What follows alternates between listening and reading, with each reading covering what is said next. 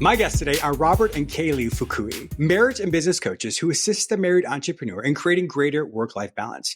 Based upon personal experience as children of entrepreneurs, they know the pain that the lack of work-life balance has on the spouse and family. They were committed to do it differently in their own business. In today's episode, we talk about their book, Tandem, The Married Entrepreneur's Guide for Greater Work-Life Balance, which teaches you that you can win in business and marriage at the same time. Welcome to Lifeology. Thank you, James. Yeah, thanks, James. It's a pleasure, and we're really looking forward to this. Yes. I am as well. Congratulations on the success of your book. I know you told me you just completed a long book tour, so I'm so happy that it went well. I mean, especially nowadays, some people don't want to go out in the work to actually hear people read, but thank God that you were able to go out there and share this information with the world. Yeah, and we're actually in a car. I mean, we actually drove the country. I mean, literally from north to east to south, and then back home to California. And we're still alive, and I didn't kill them, you guys. Each other. So hey, I think it worked. I was going to say that, which is funny because of work-life balance, and now you're actually in the car and you can't get away from each other. Exactly. And we all know that we need personal space. So we have to test out done. the tools that we put in the book. We had to test out ourselves, so we know it works because it did. Yeah. That's so funny. Now, when you both were children, how did the work-life balance struggle affect you both individually as children with your family? So I am a third generation entrepreneur family, and there's a lot of pros and a lot of cons. Some of the challenges were my dad worked 6 days a week and he wasn't home a lot. And I think as children, sometimes we just want our dad to be home, to play with us, to hang out. I don't even know if he made it to my high school graduation to this day. The business became the mistress in our family, and our family just kind of fell apart from there. Yeah, and my experience is similar. My dad wasn't a business owner; he was a pastor, though. So running a church is pretty much the same as running a business. I mean, absolutely. Yes, it is. In fact, I think there's a little bit greater expectation from his customers, meaning the congregation, about his time. And so really, he was like all in. He always had to be available. It was almost like 24/7, like being a doctor on call all the time. And so certainly, what happens is he's saying yes to the congregation, and inevitably, by default, you're kind of saying no to the home life, right? And so even though you've got a great heart, and even, her dad, I mean, you're doing things for the right reason as far as earning a living to provide for the family. But at the same time, there were no boundaries between the work and home. And it just, everything, the career or the profession really just overtook everything. Yeah. It's interesting. I am also a pastor's kid, or PK. And so I grew up in that as well. So I understand what you're saying. And so, I mean, obviously being pastors are fantastic, wonderful, but it does take that toll, especially I think sometimes with people who are more in the service industry of entrepreneurship, where it's always the customers are right, if you will. And so if we can take the concept of the church being customer based, like you said, that's always there, which is beautiful. But there does come that part where the family sometimes gets lost in that. And so retrospectively, I know my parents are like, oh, we could have done things different, which we all can do things differently. But it is interesting to see how that works out. Before we get started, though, how do you quantify or how do you define what work-life balance is? Because everybody has a different concept of that. So as we talk about this today, I want to make sure that you both that we all understand what yours is, so then I'll be able to tailor my questions towards that. Yeah, so that's a great question, because that's a question everybody, or in our case, every couple, needs to define for themselves, because it's going to be a little bit different. But in general, whenever you hear this topic of work-life balance, you get all kinds of comments and thoughts, and it's not even possible. So why even try? I've tried it. It just doesn't happen. Yeah. Because what they're doing is you're trying to quantify balance, meaning how much time you spend in life, personal life, and how much time you spend in the business or career.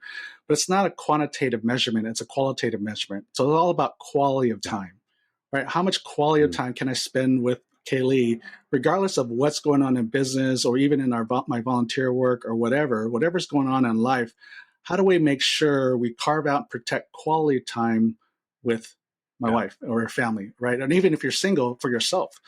Because when you're not take care of yourself, right? Just like we've all been on airlines, and when they talk about the air mask coming down, what do they say? First thing to do is put on yourself first and then help somebody else.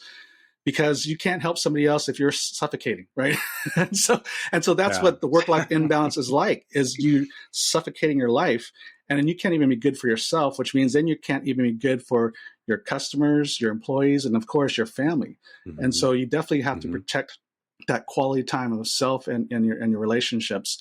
And then with the time you have with the business, or in our case, the business, how do we do it better? So it's just not sucking time away from life. So it's all about, you got to create the vision of what that looks like for you and what it looks like for your spouse and your family. And then you figure out plan out what it's going to look like. Right. Yes. Yeah. I think that's great. I like the qualitative aspect instead of the quantity of it. I remember in 2015, I left Washington, D.C. I was single at the time, and I left my thriving psychotherapy practice up there and downsized it significantly. So I came down to Florida. I was like, I want to do something new. I'm like, what is it going to look like? And so this Lifeology is my second business. And so in doing that, I created this world of, I want to live where I want to live, do what I want to do. And that was my quality of life. As long as I had internet connection, whatever, because I hadn't fully formed out what Lifeology was. And so I started that, and I realized, okay, I may have made a lot of money in this realm, and now I'm, quote, starting afresh. And so I realized, as long as I have my, quote, internet connection, and I live here in Florida, so I live on the ocean. Okay, so my quality of life is, I may not make as much money, but I can go to the ocean every single day, and I can do whatever I want, you know? And so in that, I kind of move the widgets of success around in my life to determine, this is how it looks now. So Lifeology's done very well, very happy with that. And so now I am learning that just because I can make a lot of money, it doesn't necessarily mean I should make a lot of money right now. It affects my quality of life. And so thankfully, like I said, things have taken off for me, but I really like hearing that as well for you all, that it's going to be different for every single person. And the concept of working smarter, not harder, is something I'm hearing as well. Talking that just be really efficient with your time. Exactly. What are some ways in which you both have realized that the quality of life that you originally defined isn't working? So what are some of those signs that we can all look at to be like, this isn't really working? Well, I mean, just, I come from a corporate Fortune 500 background. And we both have our business degrees. So like when you're going off, in your 20s and 30s, your quality of life or what you think is good is like, going after the career, right? Climbing up the corporate ladder. You get all the money, the commissions, the company cars, the trips, and all that kind of stuff. And that's great. But even early on in my career, I remember when I was working for Coca-Cola, I was looking at all these executives and even high-performing salespeople. And while they're doing good on paper and check the box as far as career, a lot of them were miserable, and some of them were on their third marriages. And even the marriage they had just wasn't good because they're spending all their time into their career.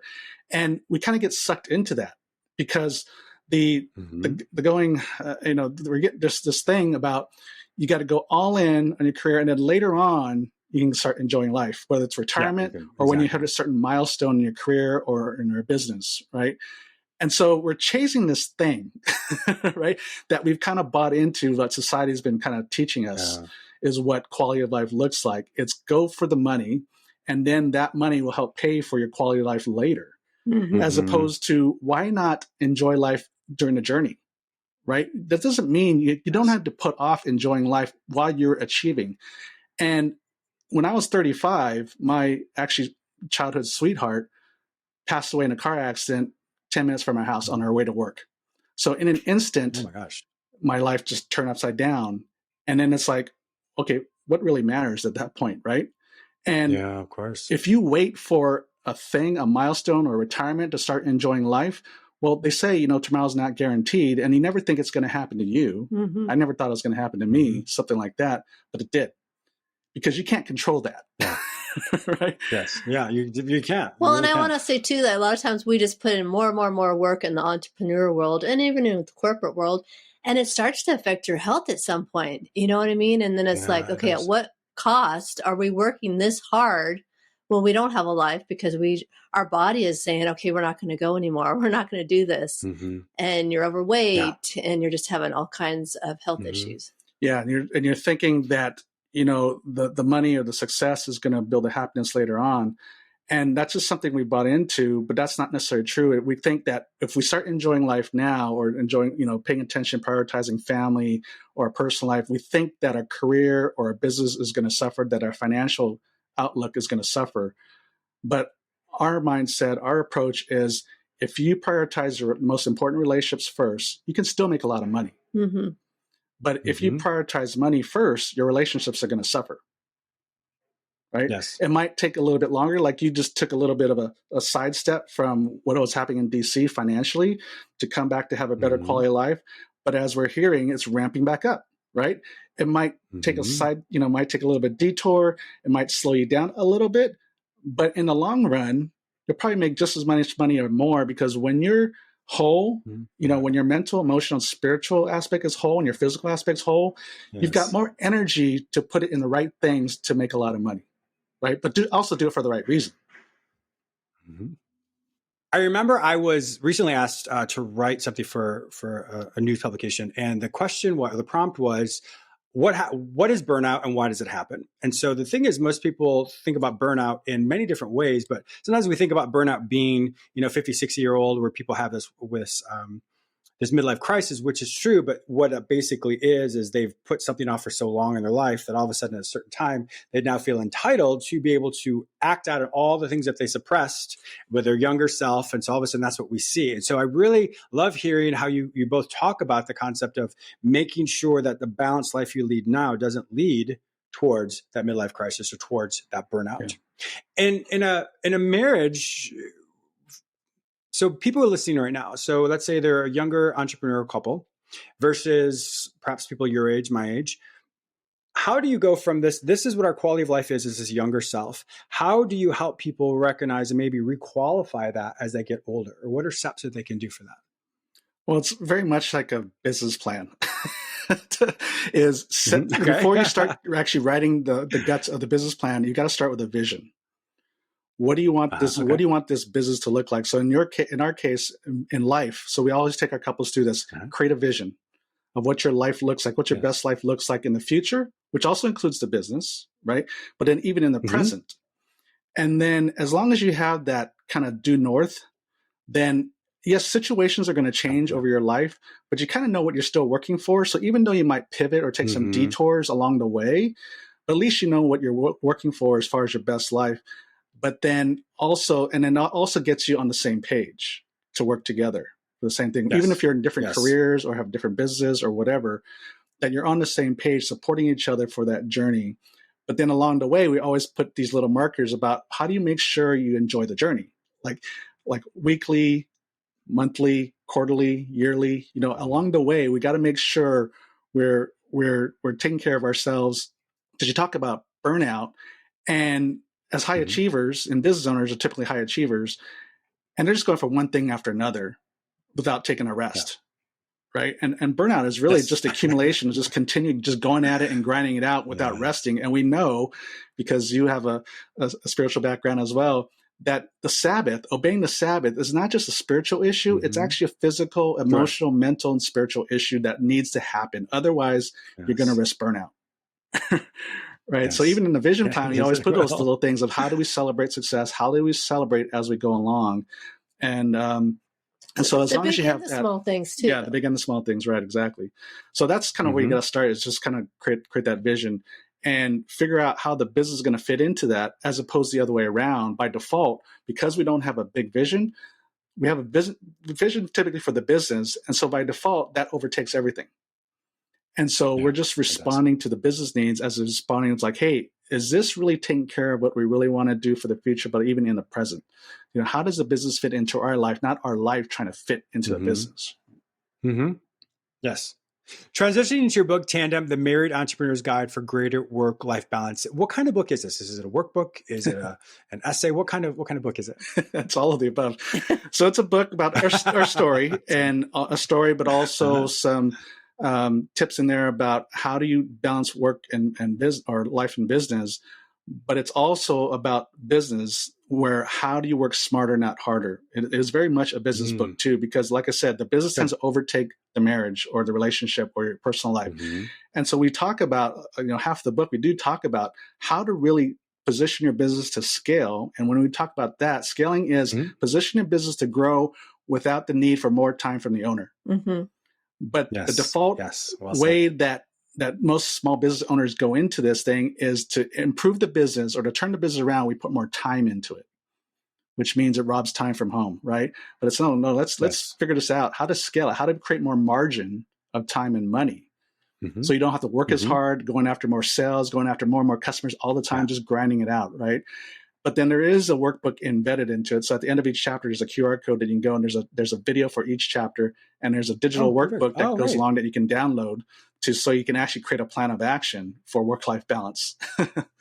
So it's kind of half. I think that's fantastic. Half marriage coaching and half business coaching. So I mean, it's literally split in half. Well, it's all 5 chapters is around the relationship and conflict resolution, and the other half is really on the business and how to do it better. Wow. I really like the concept of the working smarter, not harder is something I teach as well. But it's also learning, for me anyway, on my businesses, it's more of learning how to put systems in place so that what I really need to focus on is important, but everything else is all automated, et cetera. And so it allows me to be the strategy and to be the visionary for this, as opposed to getting lost in the minutia. Exactly. Yeah. Are there ways in which this as well that you help people, since more of the business aspect, to learn how to prioritize what someone should do? So, for example, for me, I only look at what works for me is I only look at my emails certain times of the day. I don't look at it all the time. I'm sure I'm probably dating myself. Some people will know this, maybe the younger audience may not. But when the BlackBerry came out, so for those who don't know what the BlackBerry phone is, the BlackBerry phone, it was the first quote smartphone, I guess. And so you could look at your email, you could look at everything on there. That was before iPhones really became popular. But that really revolutionized, for better or worse, the aspect of being able to have your work stuff on your phone. And so that really merged the aspect, or devolved rather, the aspect of work-life balance. And so we're kind of trying to rework that back into keeping those things separate. But are there specific ideas that you have to help people really measure their importance of one task over the other? Yeah. So first, prioritizing life, right? What's the important things in life, right? So for us, we don't have kids, but we have each other. So it's always about how do we protect those weekly meetings. Monday afternoons is our weekly meetings. That's protected. Then we got our date nights, and then our monthly thing, and then quarterly getaway, and then our vacations, right? Those are the must-haves that you protect. But even daily, what are the things that you want to do, right? So you put those things on the calendar. And then in business, on the business side, the statistic is about 65 to 70% of the business owner's time is working in the business, not on the business, right? All the in the business, all the daily activities that you just got to do, emails, customer service issues, putting out fires, whatever. But the on the business activities are kind of the things you're talking about, the vision, the planning, more the high level stuff that's going to keep the business moving forward. And so a very small percentage of the business owner's time is spent on that. And that's why we're just busy and not improving, right? So we got to say, what are the 2 to 3 things that the business owner should be focused on? And then the rest of the stuff, how do we automate, delegate, or eliminate the other stuff? So you talked about automation, right? There's a lot of tech stuff and apps for that. There's an app for that, right? Whatever your need is, there's an app for that. For everything you need, And then you can delegate, whether it's your own employees or, like for us, contractors, and then eliminate, which is what are things we just say no for, at least for a moment. And then what are some things we just don't do? They're just time wasters. I mean, even like when we're launching a book, as we're getting to the finish line of the book, we had to eliminate certain things, at least temporarily. Because there was no way we could do the book and do all of our other stuff and get it done without being crazy and stressed out. Yeah. So, but that's what a lot of, and I think that is, as I say, that's why a lot of business owners try to do. They try to balance it all. Exactly. And I think that's something to give yourself the ability to say, it's okay that I can put this on hold. I think sometimes we don't give ourselves that ability, because if I put this on hold, then sometimes we internalize this, that I'm a failure, I can't do it all, and I should be able to do it all. But it's just giving yourself the grace to be able to say, you know what, it's going to be there and I'm still going to get it done, but I want to allocate my time so that I'm not burnt out. Exactly. Is there, just as we wrap up here in just a second, it makes me think though, so you both are in the same, I'm assuming you have the same business, which is great. So married couple, married also, entrepreneurs in the same business. What about those individuals who are married or together with someone and they are both entrepreneurs but different businesses? Is there a caveat to that as far as how to still have that work-life balance, even though one job maybe demand more, et cetera? Does that make sense? I mean, it's still the same thing. Whether your spouse is doing something different in her own career or another business, work-life balance is still going to be an issue. But then it's almost double more important when you both have a separate business, because business in itself is demanding. One business is demanding enough. 2 is going to be, 3 times more demanding, because there's a multiplier effect. Yes. So which means number 1 is just always staying on the same page, right? Vision, what's the future look like as we're building these two separate businesses? What are we doing it for? Mm-hmm. And then even in the present, how do we make sure we stay connected? Because it's so easy for you to just be two ships passing in the night and not really staying connected as husband and wife, right? And then continue having your weekly meetings, and you guys can talk about your calendars, what's going on. This is going to be a really crazy time for me right now, but in 2 weeks, things are going to slow up a little bit. Maybe we can go somewhere, take you to dinner. I'll take a day off, whatever that might look like for you. You can talk about what do you have coming up as far as finances, what's coming up. Oh, things are really quiet right now, but I'm working on X, Y, and Z. I think I should be able to close these deals. And so then you'll give your spouse a little bit of peace of mind, like, oh, okay, we're going to do okay financially. Just knowing what to expect and being prepared a lot of times saves a lot of stress on the relationship. Yeah, those regular meetings are so important because it does a lot of things, right? It keeps you on the same page. It actually knows how you can support each other.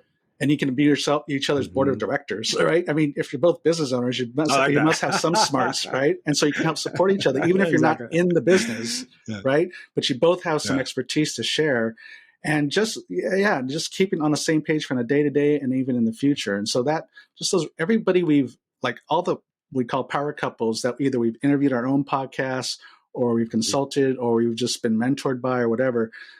The regular meeting is always the thing that comes up. The reason why they're able to do it all, but also stay connected and have a semblance of balance was those regular check-ins. Because it's so easy to just be two ships passing night and just throwing, hey, we got to do this. And then a lot of communication stuff falls through the cracks. But when you have that intentional, dedicated time, uninterrupted time where it's just you and her to talk about the matters at hand and not be distracted, put the phones away, right? Don't be checking emails or answering texts. Then you go a long way at not just staying on the same page, but also just staying connected from emotional and mental and spiritual way. And I think that is something that it is important because what you're saying is being preemptive. Yeah. So there's nothing worse than trying to do damage control on the other side of something. But if you can automate, if I may say that, automate those times of, yes, this is automated. So this is the time we're going to meet. Everybody knows this is part of our schedule. Everything else has to work around that. You definitely won't have to be on the other side where there is going to be that damage. Exactly. Exactly. Well, it's been such a pleasure having you on my show today. If my viewers and listeners want to find out more information about you, to purchase your book one more time, Tandem, The Married Entrepreneur's Guide for Greater Work-Life Balance by Robert and Kay Lee Fukui, where will they find all this information online? Yeah, thetandembook.com, as you said, or the books on Amazon. And of course, we have our own podcast, Power Up Your Marriage and Business. And then just follow us on social media at Power Couples by Design on Facebook and Instagram, same handle. So those are ways you can just check us out. Wonderful. My viewers and listeners also know that if I can't find this information any other place, simply go to the show notes at jamesmillerlifeology.com and I'll link all of you with their information. Thank you so much for being a fantastic guest on the show today. Thanks, Thank James. you. It was fun.